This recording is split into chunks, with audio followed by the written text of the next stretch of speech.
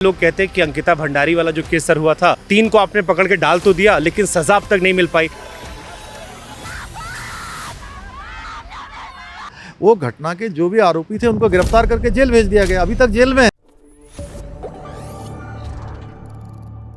अंकिता भंडारी वाला जो case sir हुआ था, उसमें बुलडोजर आपकी पार्टी के विधायक ने चलवा दिया। फिर वो कहते हैं कि वीवीआईपी का अब तक नहीं आया, 3 को आपने पकड़ के डाल तो दिया लेकिन सजा अब तक नहीं मिल पाई। वो कहते हैं थोड़ी सख्ती की जरूरत है। शुभांकर जी देखिए, सजा देने का काम है माननीय न्यायालय का। माननीय न्यायालय में वो केस चल रहा है, जज साहब उसको देख रहे हैं, माननीय न्यायालय उसको देख रहा है। सरकार की तरफ से, प्रशासन की तरफ से जो भी काम हो सकता था, जैसे ही उस घटना के बारे में पता लगा, वो घटना के जो भी आरोपी थे उनको गिरफ्तार करके जेल भेज दिया गया, अभी तक जेल में है। एसआईटी बना दी गई, एसआईटी ने सारी जांच कर ली, सारे सबूत ले लिए।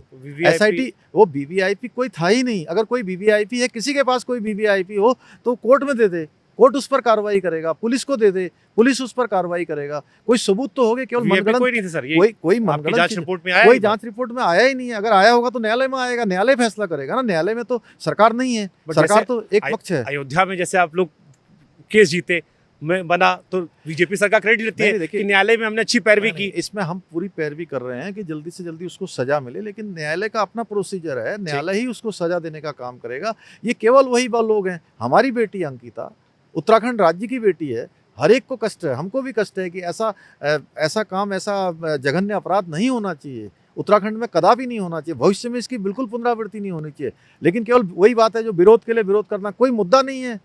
आप बताइए सरकार को क्या करना है, पुलिस को क्या करना है। आपके पास कोई सबूत है, कोई वीवीआईपी, अगर आपको लगता है कि कोई वीवीआईपी था, आप उसका सबूत दीजिए, हम कार्रवाई करेंगे उसके खिलाफ। ठीक, चलिए। अयोध्या में चुनाव हुआ, अभी बीजेपी हार गई, हम केदारनाथ में बैठे हैं, यहाँ भी उपचुनाव होने वाला है। ये सब डर लगता है क्योंकि ये भूमि देवभूमि है। अयोध्या हारने के बाद मन में तो आता होगा सर कि अब थोड़ा जोर लगाना है। हमारे प्रधानमंत्री जी ने, ये बाबा केदार के वो अनन्य भक्त हैं और उन्होंने यहाँ पर बहुत काम किया है, और हम भी यहाँ के लिए प्रतिबद्ध हैं हर तरीके से। और यहाँ की जनता पूरी तरह से जो है प्रधानमंत्री जी का बहुत ही उनको दिल से मानती है, और हम लोग भी उस काम को आगे बढ़ा रहे हैं। इसलिए यहाँ इस प्रकार की कोई बात नहीं। यहाँ विकास के काम दुनिया भर के हुए हैं। नया केदार बन रहा है, भव्य केदार, दिव्य केदार बन रहा है। एक यात्रा चली है नए केदार की, भव्य केदार की, दिव्य केदार की। उस यात्रा को यहाँ के लोग रुकने नहीं देंगे, उस यात्रा को और तेजी से आगे। अयोध्या हार से आपको झटका लगा था कि?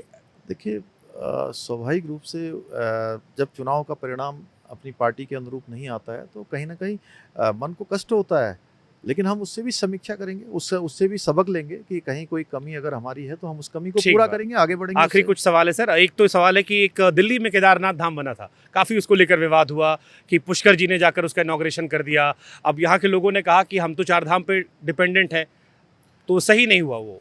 नहीं, देखिए, जैसे केदार धाम केवल केदार धाम है, वो केदारनाथ में है, मंदाकिनी सरस्वती के तट पर है, और उसके अलावा कोई केदार धाम नहीं हो सकता। जैसे ही ये बात आई, हमने इसके लिए, हम मंत्रिमंडल में हम एक पूरा प्रस्ताव लेकर आए कि पूरे देश के अंदर कहीं भी केदार धाम, बद्री धाम, यमुनोत्री, गंगोत्री या हमारे अन्य जो प्रसिद्ध स्थल है, उन नामों से अब कोई भी धाम, कोई भी मंदिर नहीं बनाएगा, कोई भी इस प्रकार का ट्रस्ट नहीं बनाएगा, कोई निर्माण नहीं करेगा। अगर करेगा तो हम उसके खिलाफ कानूनी कार्रवाई करेंगे।